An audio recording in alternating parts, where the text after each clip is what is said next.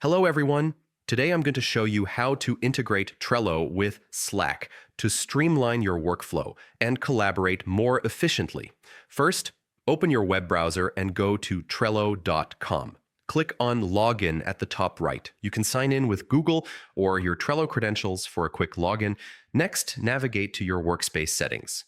On the left-hand panel, click Workspace Settings.